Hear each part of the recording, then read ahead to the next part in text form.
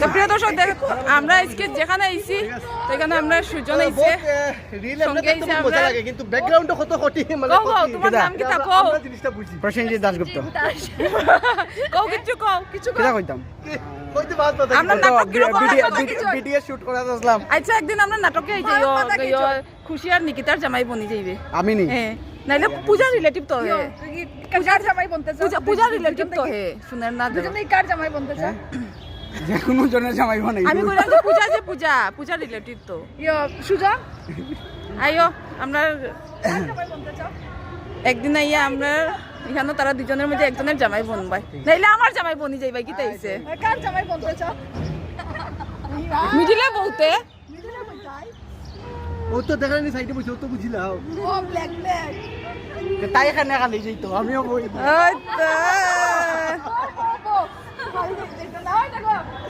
ওই দিন মা অ্যাবসেন্ট মা তো না এখন তার আর মা বনতাম নি আমি মা আমার দুই মাইয়ারা ধরতে গেলে সাবধান সব আছে আমার সাইডটা সব বাইরেও না মানুষ গেলে প্রিয় দর্শক আজকে আমরা এই আমরা এখন সব শেষ হয়ে গেছে আমরা মানে যেটা ভিডিও থেকে গেছিলাম শেষ হয়ে গেছে সুজন আইছে করিমগঞ্জ থেকে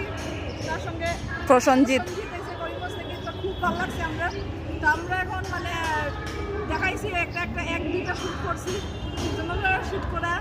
যেরকম কঠিন আমার লোক রিলসটা খুব সুন্দর হইছে কিছু কম